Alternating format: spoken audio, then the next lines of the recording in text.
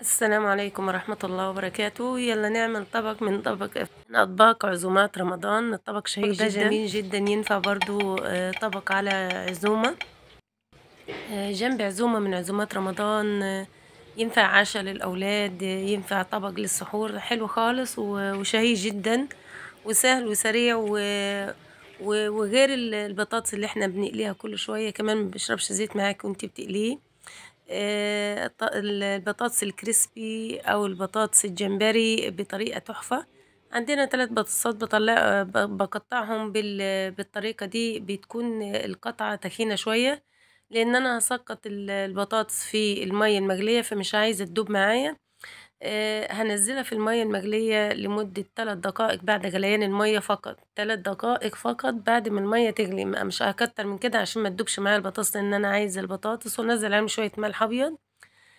عايزة البطاطس واحدة بواحدة، ما تبقاش فيها. بعد كده طبعا بطلع البطاطس من المية وببردها بالمية الباردة. كمية كوباية ونص من الدقيق، عليهم ملعقتين من النشا، ملعقة من الثوم الأخضر، أو ملعقة من الثوم، عليها ملعقة من الكزبرة، ملعقتين من الهريسة أو ملعقة ونص من الهريسة، براحتك طبعا. عايزة تستبدلي الهريسة ببابريكا كان بيها، بس أنا بحب الهريسة في الأكل يعني. باحط طبعًا التوابل المطلوبة، كزبرة، فلفل أسود، كمون. مش عايزة أستغنى عن الكمون كنباية، بس حطيت كزبرة وفلفل أسود وحبة شطة عشان تبقى التتبيلة وفي كمان عشان أعزز القيمة الغذائية ويطلع البطاطس معايا حلو، بانزل بيضة على المكونات دي. أحط طبعًا كمية التوابل اللي انت عايزاها. بصوا ادي البيضة اهي. التصوير بالله forgive me please. التصوير سيء أنا عارفة، بس معلش، سامحوني بالله عليكم اوعوا اعتدوا عليا.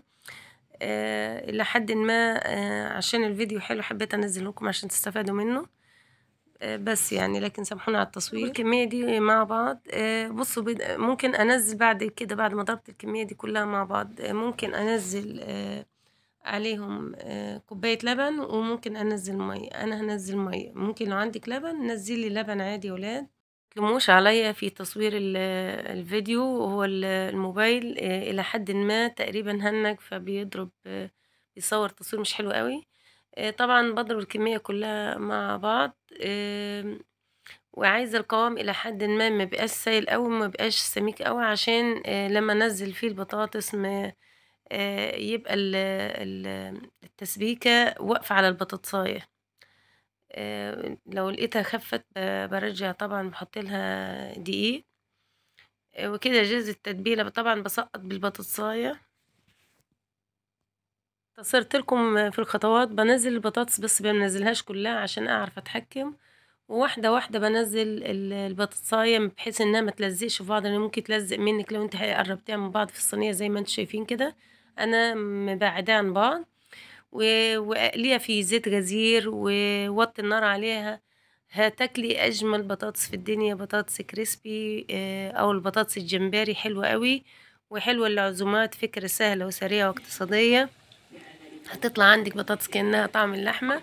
أتمنى إنكم أنتم تجربوا فكرة الطبق ده وتحطوه على، لو كنتم بتعملوا عزومات والّا حاجة زي كده، ممكن يطلع معاكِ طبق شهي وحلو أوي. بصوا طبعًا، ما باقلّبش البطاطس بكمية بكثرة عشان ما تتكسرش مني، باسيبها لحد ما تتحمر كويس. بصوا البطاطس طالعة لذيذة إزاي وشهية جدًا وطعمها خرافة، كمان فيها قرقشة حلوة أوي وطعمها حلو أوي. الطبق ده حلو أوي شهي جدًا. معلش الكاميرا بتتحرك من إيدي، اعذروني على التصوير، بالله عليكم اوعوا تعيدوا عليَّ. التصوير وِحِش أنا عارفة، بس الفيديو حلو والله هيعجبكم جدًا. أتمنى إنكم أنتم تعملوه وتقوموا تعمليه. لو أنتِ حتى عاملة لحوم هيبقى حلو معاكِ. ده الطبق النهائي، البطاطس الجمبري بشكل تحفة جدًا، جدًا. لو أول مرة تدخلوا على القناة ما تنسوش اللايك والاشتراك عشان يصلكم كل ما هو جديد ومفيد في عالمنا. هنجيب لكم أفكار سهلة وسريعة واقتصادية. تنفع فطار وعشا، وتنفع سحور رمضان. أتمنى إن الفيديو، لو أول مرة تدخلوا القناة ما تنسوش اللايك والاشتراك. أتمنى إن الفيديو يكون عجبكم ونال رضاكم. في نهاية الفيديو بقول لكم كل عام وأنتم بخير وصحة وسعادة وهنا. ولا يسعني إلا أن أستودعكم في رعاية الله الذي لا تضيع ودائعه. دمتم في حفظ الله وأمني وسلامتي، والسلام عليكم ورحمة الله وبركاته.